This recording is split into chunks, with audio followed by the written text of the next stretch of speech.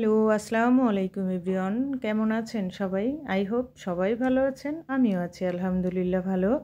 নতুন দিনের নতুন আরও একটা ব্লগ ভিডিওতে যশোরের মেয়ে হেনা চ্যানেল থেকে আমি হেনা আপনাদেরকে ওয়েলকাম করছি। ভিডিওর শুরুতে প্লিজ সবাই একটা লাইক দিয়ে আমার ভিডিওটা কন্টিনিউ করবেন। প্রতিদিনকার মতো আজকেও একটা নতুন ভিডিও নিয়ে আপনাদের সামনে চলে এসেছি। তবে আজকের ভিডিওটা আমি শুরু করেছিলাম গতকাল রাত থেকে। শীত তো চলেই যাচ্ছে, তো যেহেতু আমি নিজেই পিঠা তৈরি করতে পারি না, তো কিছু কিন্তু পিঠা কিনে নিয়ে এসেছিলাম। সেই পিঠাগুলো অর্ধেকটা এমনি গরম গরম খেয়ে নিয়েছি, আর বাকি অল্প কিছু পিঠা একটু ভিজিয়ে নেব, যাতে শুক্রবারের সকালের নাস্তাটা খুব মজা করে খাওয়া যায়। আমি কিন্তু শুধু পিঠাই তৈরি করিনি, রাত্রে মাংসও রান্না করে রেখেছি, যাতে শুক্রবারে আমার একটু কাজ আছে, সেই কাজটা শেষ করে রাখতে পারি। আর দেখেন, এটা আমি রাতে খাওয়া দাওয়া শেষ করে আমার যে কিচেনটা সুন্দর করে একদম মুছে পরিপাটি করে গুছিয়ে তারপরে চলে যাচ্ছে।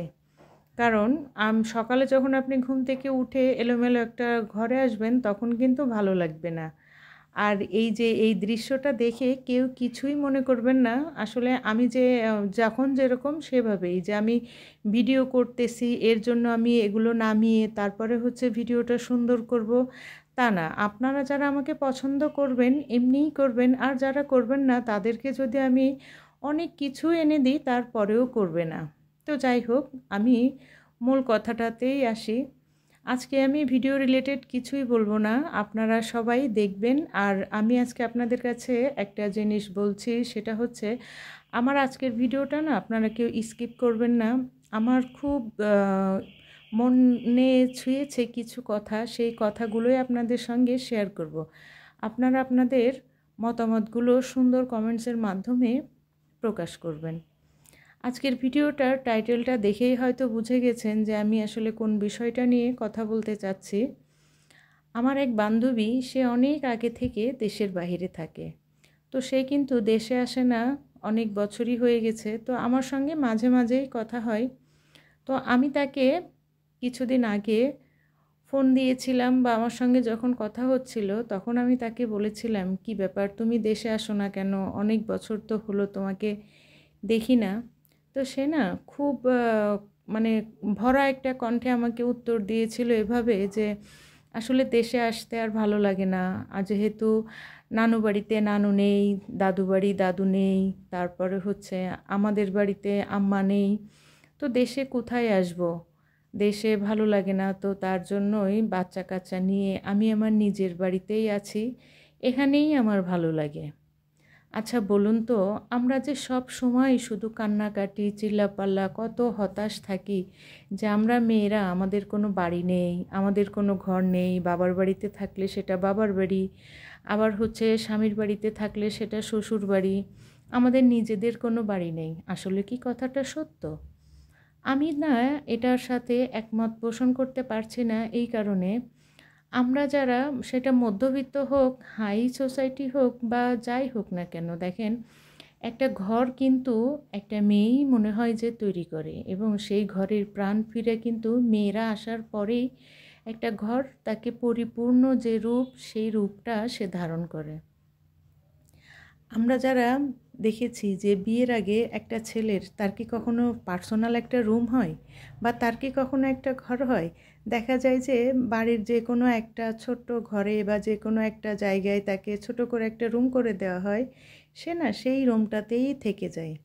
দেখা যায় কি, তার যখন বিয়ে হয় সেই লোকটাই একটা সময় তার নিজের জন্য সুন্দর একটা ঘর পাই, একদম রেডি অ্যাটাচড বাথরুম এবং ফার্নিচার দিয়ে সাজানো, কি টিপটপ একটা রুম।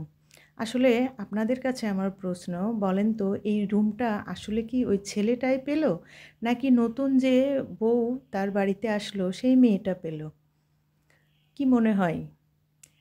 আমরা সব সময় বলি নানু বাড়ি দাদু বাড়ি।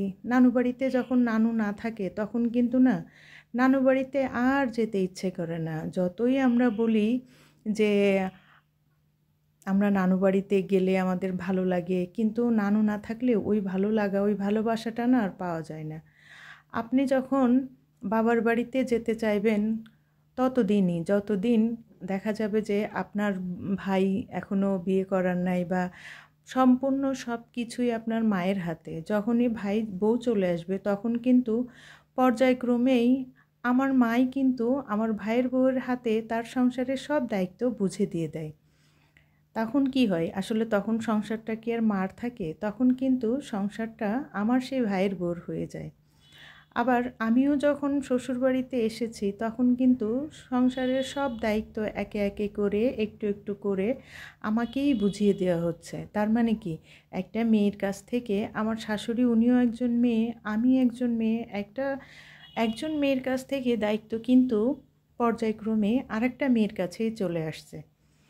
একটা মেয়ে ছাড়া একটা ঘর কল্পনা করুন তো, সেটাকে কি ঘর মনে হবে? যতই ফার্নিচার থাক, যাই কিছু থাক, এমন এলোমেলো মনে হবে যে ওখানে কোনো পশু পাখিকেও বেঁধে রাখলে সে থাকতে চাইবে না, এতটা এলোমেলো অগোছানো। একবার চোখ বন্ধ করে দেখুন তো যে আপনি একটা সপ্তাহ বাসায় নেই, আপনার ঘর, বেডরুম, রান্নার রুম, গেস্ট রুম, ওয়াশরুম, সব রুমগুলোর কি একটা অবস্থা হবে। সেখানে তো একটা ছেলে, সে তো থাকেই বা সে তো ছিলই, কিন্তু সে কি আপনার মতো করে গুছিয়ে রাখতে পেরেছে? একটা ছেলে কি কখনো বিয়ের আগে কখনো একটা বাড়ির মালিক হয়েছে আপনি দেখেছেন?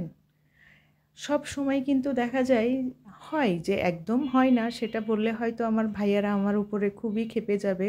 আমি কিন্তু কাউকে কষ্ট দেওয়ার জন্য বা কারোর পক্ষ নিয়ে কিছু বলি নাই। আমি আমার যে থিঙ্কিংটা সেটা থেকেই কথাগুলো না আসলে শেয়ার করা, যে আমরা সব সময় বলি যে আমাদের কোনো বাড়ি নেই।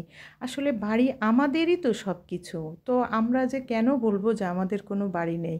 আমরা তো সব কিছু তৈরি করি। আমরা দেখেন প্রথমে যখন বাবার বাড়িতে থাকি সেখানেও আমাদের জন্য একটা রুম আলাদা করা থাকে। একটা ছেলে যখন কোথাও ৪-৫ দিনের জন্য বেড়ানোর উদ্দেশ্যে যায়, সে না একটা ড্রেস, একটা টি-শার্ট, একটা প্যান্ট, অনেক সময় সেটাও নেয় না। ওই যে আমার যে কাজিনরা আছে তাদের পোশাক দিয়েও কিন্তু অনেক সময় চালিয়ে দেয়। কিন্তু আপনি ভাবুন তো, আপনি যখন একটা জায়গায় বেড়াতে যাবেন, সেটা হোক না আপনার কাজিনের বাড়ি, বোনের বাড়ি, তারপরও দেখা যায় কি যে সেখানে আপনার সম্পূর্ণ একটা সংসার থাকে। আর সেটা কি, আপনার একদম হচ্ছে ব্রাশ থেকে শুরু করে ফ্রেশ ওয়াশ, তারপরে হচ্ছে ড্রেস, আপনি এখন কোনটা পরবেন, সকালে কোনটা পরবেন, রাতে ঘুমানোর সময় কোনটা পরবেন, আপনি কোন জুতোটা কোন ড্রেসটার সঙ্গে পরবেন। তো আমরা যখন মেয়েরা যেখানেই যাই সেখানেই না একটা একটা সংসার তৈরি করে ফেলি। আর আমরা যারা সংসার করি, একটা বাড়িকে প্রকৃত বাড়ির রূপ দেই, সেই আমরাই যদি সবসময় বলি যে আমাদের কোনো বাড়ি নেই, আমাদের কোনো ঘর নেই, তাহলে কি হয় বলেন? আমি আসলে আমার যেটা চিন্তা সেটা থেকেই বলেছি। হয়তো আমার চিন্তার সঙ্গে অনেকের চিন্তা মিলবে না। আমরা যখন বিয়ে করে শ্বশুরবাড়িতে আসি, হাজব্যান্ডকে সবসময় তার ফ্যামিলির সঙ্গে অ্যাটাচড রেখেই দেখা যায় কি একটা সময় আমাদেরও বাচ্চা কাচ্চার ভবিষ্যতের কথা চিন্তা করে আমরাই একটা নতুন বাড়ি তৈরি করার সিদ্ধান্ত নিই এবং সবাই মিলেই কিন্তু বাড়িটা তৈরি করি। তাহলে কি হয় না যে আমাদের বলতে কি, আমাদের বাচ্চা, হাজব্যান্ড, মা, বাবা সবাই যে এখানে আমরা সবাইকে নিয়ে থাকি, সেটাই তো আমাদের বাড়ি। তাহলে কেন আমরা কান্না করব? কেন আমরা মনে কষ্ট পাবো? আজকের ভিডিওতে আসলে আমি কি বলেছি জানি না। আমার ফ্রেন্ডার কথায় আমার খুব খারাপ লেগেছিল। তার চিন্তা থেকেই কিন্তু আমি কথাটা বলেছি এবং এটা নিয়ে না আমি অনেক ভেবেছি। দেখেছি যে আসলে এই কথাগুলো কিন্তু একদমই সঠিক। আজকের ভিডিওতে আমাকে কেউ কিছু বলবেন না, খারাপ কোনো মন্তব্য করবেন না। ভিডিওটা ভালো লাগলে প্লিজ সুন্দর একটা কমেন্টস করবেন। আর যদি আপনি আমার চ্যানেলে নতুন হয়ে থাকেন, আপনি চাইলেই আমার চ্যানেলটা সাবস্ক্রাইব করে আমার সঙ্গে থেকে যেতে পারেন। পাশে থাকা বেল বাটনটি প্রেস করে রাখতে পারেন, যাতে আমি নতুন কোনো ভিডিও ছাড়লে আপনার কাছে নোটিফিকেশন চলে যায়। আপনি আপনার সময় সুযোগ করে আমার ভিডিওটা দেখে নিতে পারেন। ইতিমধ্যেই কাজগুলো যারা করে ফেলেছেন তাদেরকে জানাই অসংখ্য অসংখ্য ধন্যবাদ। আজকের ভিডিওতে কিন্তু আমি কিছুই বলিনি। আমি সকালে নাস্তা খেয়ে বাইরে চলে গিয়েছিলাম, আর এই দেখেন কতগুলো ড্রেস কিনে নিয়ে এসেছি। আমার ড্রেসগুলো কেমন হয়েছে প্লিজ আপনারা কমেন্টস করে জানাবেন। আজকের ভিডিওটা না আমি এখানেই শেষ করছি। ভুল ত্রুটি হলে ক্ষমা করে দিবেন। আল্লাহ হাফেজ, সবাই ভালো থাকবেন। আসসালামু আলাইকুম।